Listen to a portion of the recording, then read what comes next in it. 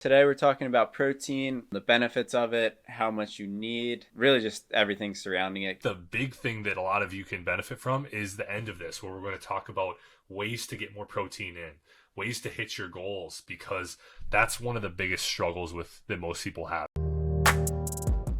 You're listening to the Lifestyle Nutrition Podcast. I'm your host, Nick Dwyer. And I'm Alex Wojciechowski. We cut through the BS in the health and fitness industry and give you the strategies you need to make real progress when it comes to your health, your body, and fitting all this stuff into your lifestyle.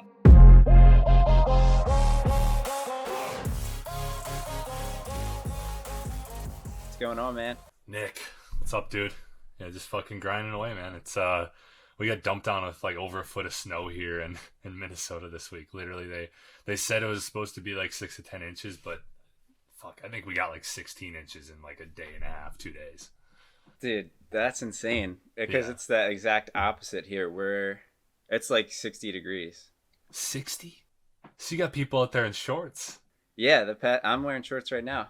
The past like 5 days have been like really warm for some reason. Like not winter. Christmas was like super cold. I think it was, I don't know, in like below the teens. So it was like single digits, and then now we're in the 60s for, I think, until tomorrow. Wow.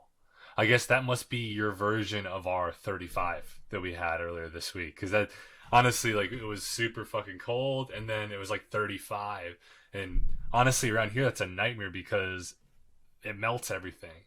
And so then we go with like, you get all the snow, it melts, it makes the roads all shitty, and then it freezes up, and so then all the sidewalks and the driveways are just like a sheet of ice, and then it's difficult walking around. I've almost ate shit walking around after that shit happens. Yeah, that's the worst, when it's just like icy and you can't really go anywhere, or you have to be like extremely careful all the time. Oh yeah, dude. You gotta be fuck. I mean, I'm just like happy I can actually like walk around. Like, I can only imagine people, like older people, got to be like super careful because it's so much harder for them to kind of keep their footing. Yeah, it's crazy. But what's up with you, dude? How are things going? Everything's good. Like I was just saying, sleep's still not great, but getting a lot done. So I guess it's just one of those phases where I'm in a little bit of a grind phase. But yeah, everything's good. My back still feels a little bit weird. I tried to lift the other day, and by lift, I mean leg extensions and leg curls. And when I was doing leg curls, I don't know, because I was doing like a lying leg curl, I guess like the pressure when I was coming down, it was kind of like pulling down on my spine. And I started feeling it like tense up again. So jeez, dude. It was weird. It's felt fine the last, like the day after that, the last, I guess, 2-3 days, it felt fine. It's weird. Yeah, so I definitely You've been dealing with that for a while. Yeah, it's weird. Like as soon as it feels better for a few days, it just like randomly pops back up. So I definitely just got to go actually get it checked out. Yeah, for sure. Those backs, man, it's just the smallest thing, and then you tweak it, and then it takes forever to get back because you think it's feeling good, you go do something, and then it goes right back to square one. It's just fucking frustrating. Yeah, I remember having like lower back pain when I was a little bit younger in like high school. That was the fucking worst because like I couldn't even like run. Like obviously lifting was just like a mess, but running, jumping, like really anything, even like going down to pick something up, it's just like, yeah, it's not fun. Oh, for sure. Yeah, I struggled with that throughout like a lot of college. Honestly, freshman or sophomore year of college, I was squatting like a shit ton of weight, probably with shitty ass form, and I fucked up my low back. And it took me 5-6 years after that to actually finally get into anything that was loaded on my back again. And actually, what I realized, this is kind of crazy. Maybe this wouldn't work for everybody, but I realized that once I started like loading things on my back or doing like front squats and stuff like that, it forced me to really be better, embrace my core more, and it actually led me to like less pain in my low back. I don't know if that makes any sense at all, but it just, once I started putting weights above a little bit more, I had to use my core more, and it held my back. Oh, okay, gotcha. Don't do that. Discuss with your doctor if you're gonna do that. Like, I'm not saying that works for everybody. Like, you probably could fuck your back up more if you're in a certain situation. I don't know. I probably was just being a bitch or something. And then, throughout college and whatever, like, I just needed to buck up and just get back on the horse. Yeah, I'd say that's definitely a good strategy, especially for preventing it.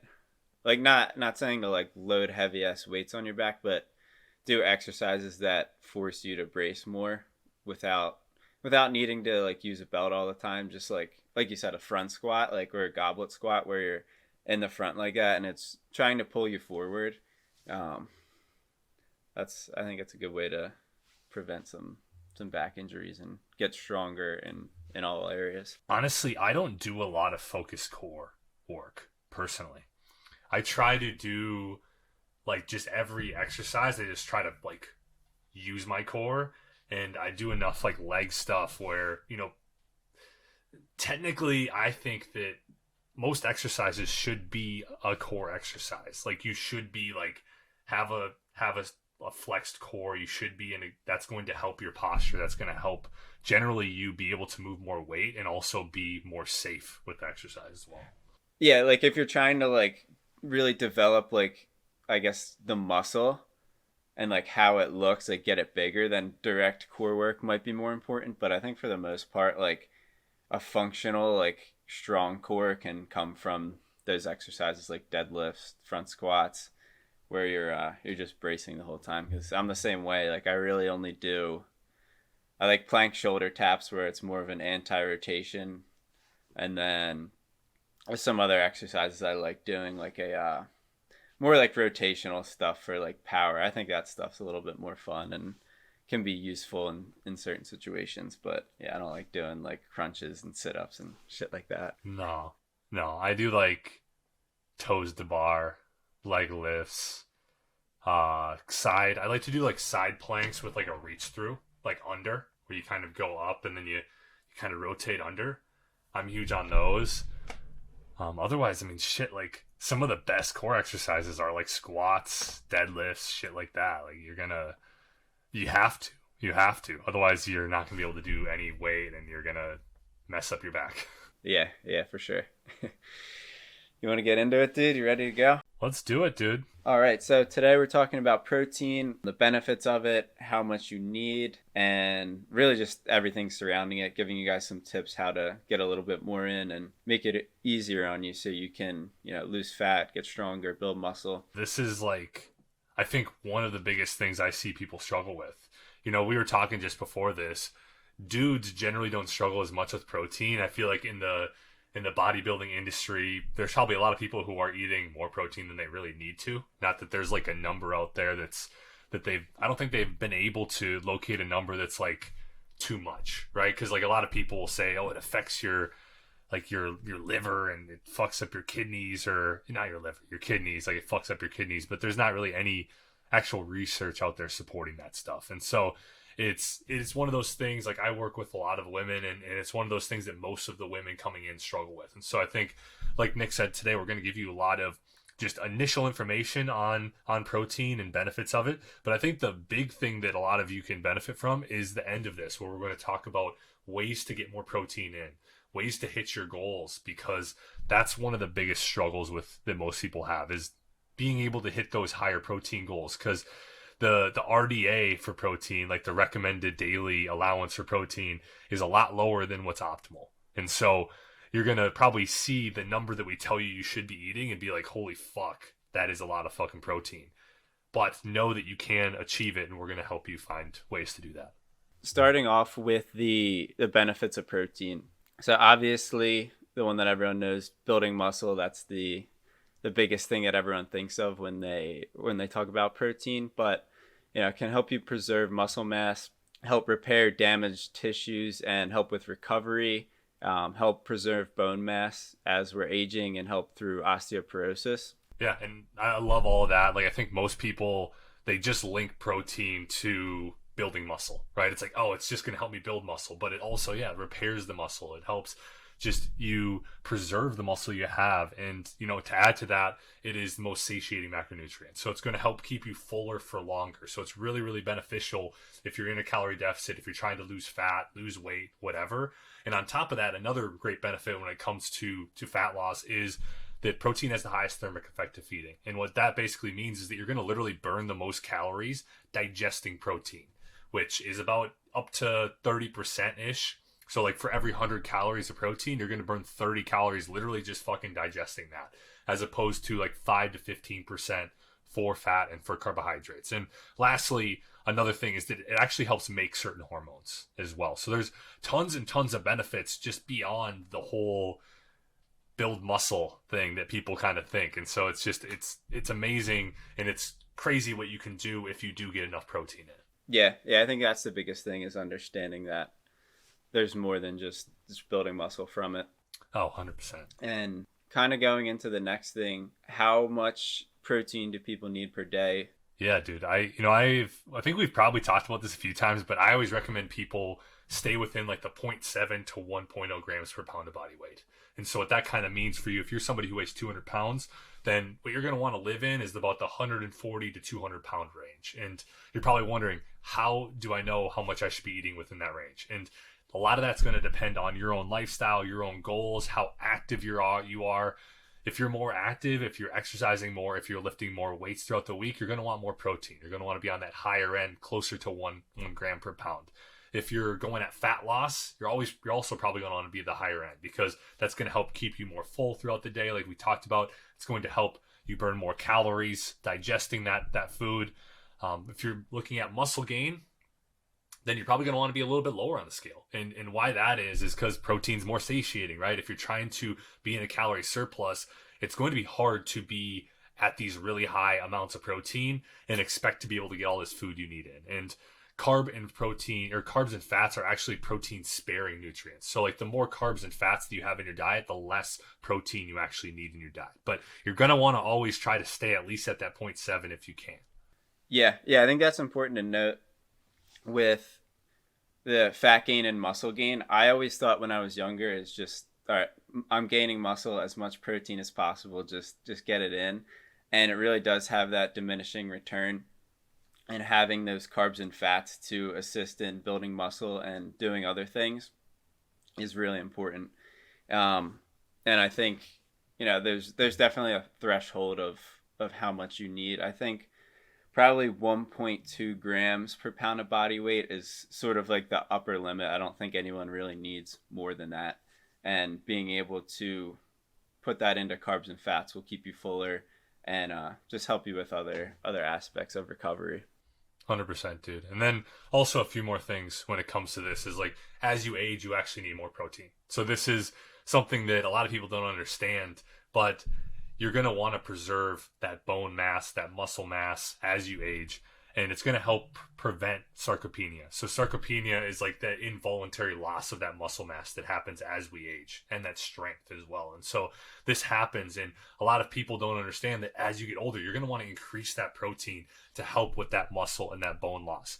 And then lastly, for people looking at this and being like, okay, I'm way overweight, I have a lot of body fat, how am I going to get 250 grams, 300 grams, 350 grams in? If you're somebody who is overweight, you're holding on to a lot of body fat, then what you're going to want to do is use your goal body weight for that. So if you're like, okay, I want to get down to 160, 175, whatever, use that goal body weight and shoot for that number when it comes to protein. Yeah, I love it, dude. And then moving on, I think you're going to want to have different sources of protein. So you're not just going to want to eat chicken or all from one source. Mix it up. I'll touch on some different sources in a second, but when it comes to getting your protein, I think non-processed sources and more organic or grass-fed sources are the way to go, but you don't really need to obsess over that. I think at least just getting your protein intake up first is important, and then trying to work on those better sources. As long as your goal is to build muscle and lose fat, if optimal health is the goal, then I think you might want to attack it maybe a little bit differently. But And then also supplements can help as well. So mainly just protein powders, protein bars are a great way to get some more in, but some other sources. So meats, lean or fatty, could be beef, steak, wild game, chicken, turkey, seafood, shellfish, high quality deli meats. So things that are a little bit less processed would be ideal there. Greek yogurt or milk, eggs, egg whites, jerky, beans and lentils, tofu, protein powders and bars like I touched on before. Yeah, dude, I think that's good. Like, just to give people an idea of what you can be eating. And I would just add, like, I think, that the organic stuff, it's low on the totem pole, in my opinion. I think when I think of organic, I try to buy maybe some of those things that are have a little bit more antibiotics in them. Just kind of buy those in. They call them like the terrible 12, or you know what I mean, like those fucking fruits and veggies that are very antibiotic ridden. Generally, that's kind of what I think about when it comes to organic. If you do have the disposable income to buy organic, you're gonna probably be a little bit better off. But I would say just get the fucking protein in first, and then worry about that. Like you said, focus on getting the protein in, and let's put the organic stuff just as a side thing if you can make that happen. But I don't have too much more to add to that side of things. I would say too, like with the organic stuff, it's like you don't only have to get organic for it to be good. Like you said, like if you're just getting, say, a chicken breast, I think getting that like organic isn't really as important as picking things that are just generally unprocessed. So like you wouldn't want to go for like chicken nuggets. You'd probably want to go for just a plain chicken breast.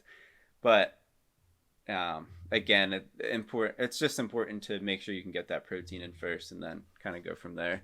100%, dude. And then just kind of getting into this last part, which, like I said, I think this is where a lot of people struggle. It's like, okay, I know what I should be eating to get my protein in. I know just how much I should be eating, but how do I get that in? Because it can be very daunting to look at a goal of 200 grams of protein a day, even 150 grams of protein a day, and be like, how am I supposed to do that, right? And so like we have like 10 different tips for you here of ways that you can get protein in. And the first one I would say is just planning ahead. I think as you try to get more and more protein in, you have to plan more and more. You have to be a little bit more just on it when it comes to your groceries, when it comes to how you're going to go about your day and your meals, and just making sure that you have the foods around, that you have the protein, you prioritize protein meals, protein snacks in your grocery list. Like you're not just kind of going willy-nilly grabbing chips, crackers, whatever like that, trying to prioritize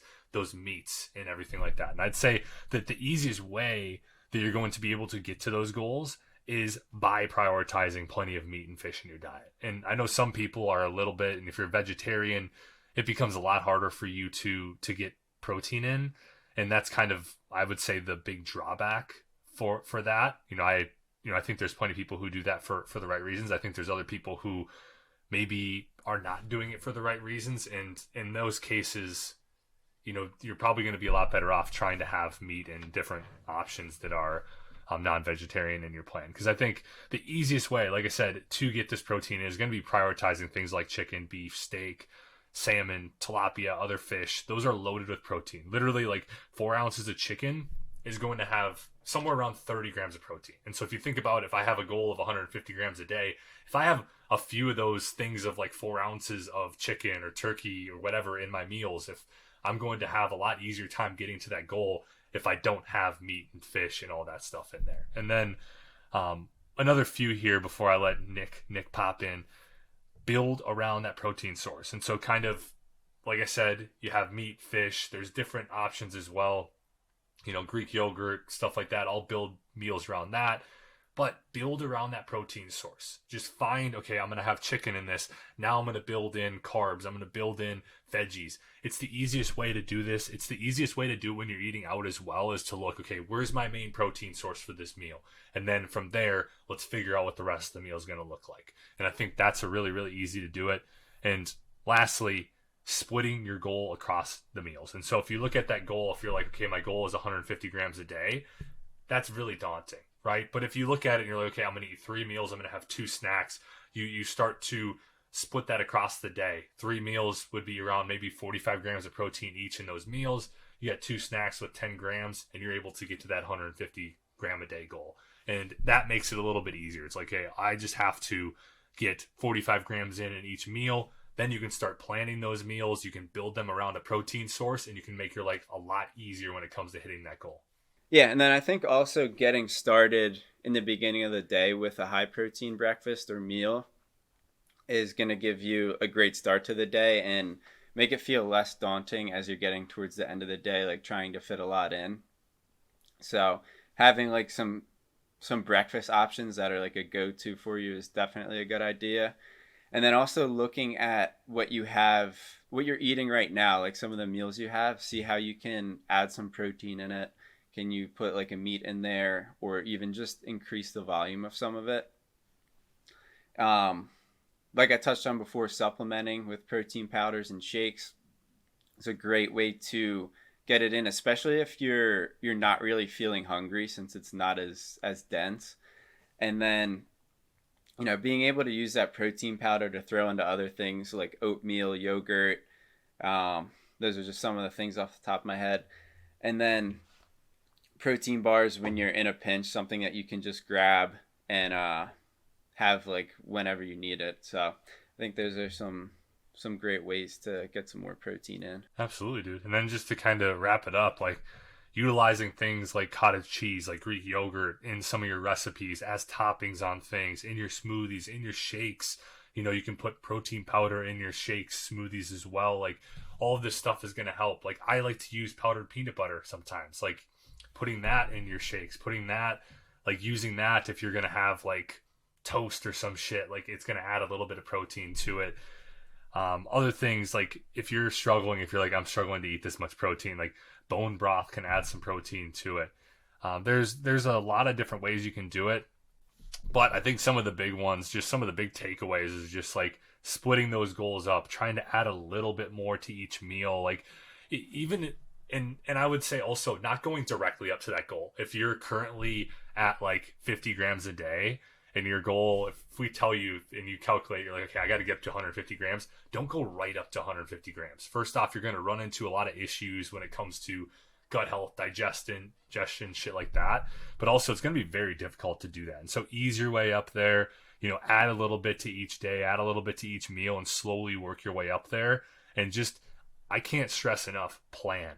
I think planning is going to be, I talk about planning and scheduling a lot because I think that that's one of the easiest ways to accomplish anything you're after and to take the guesswork out of a lot of this. So if you can plan your meals ahead of time, if you can, even one thing you could do is track your meals ahead of time. If you're somebody who uses MyFitnessPal, Chronometer, track that ahead of time so you already know what you have to do to achieve that goal for the day, and you can really take the guesswork out of your meal for that day as well. That's exactly what I wanted to touch on, is the, just meeting yourself where you're at, trying not to go straight up to that number, because it can be really hard, like especially with how full you're going to feel.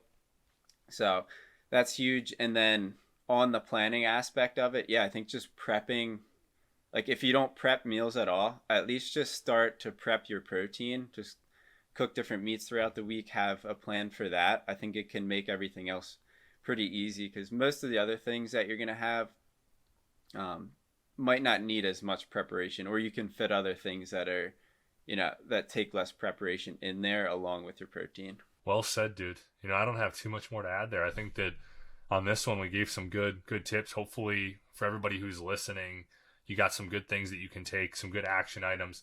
Maybe, this helped you figure out that you're not eating enough protein. This gave you some ideas on things you can do to increase that protein. And, I think that what we wanted to do is just be able to let you know, like, all of the benefits you're missing out on if you don't have enough protein in, right? Like, and just how beneficial it can be to your health, to your goals, whether that's muscle building, whether that's fat loss, to have higher protein in. And so hopefully this was helpful. If it was, please share this with your friends, your family, anybody who you think it would be beneficial. Subscribe. We're now on YouTube. And, we appreciate everybody who listens, and I appreciate you, Nick. Yeah, sounds good. Thanks, guys.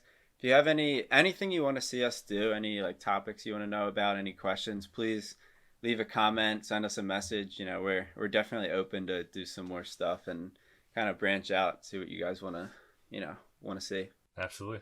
Thanks, guys.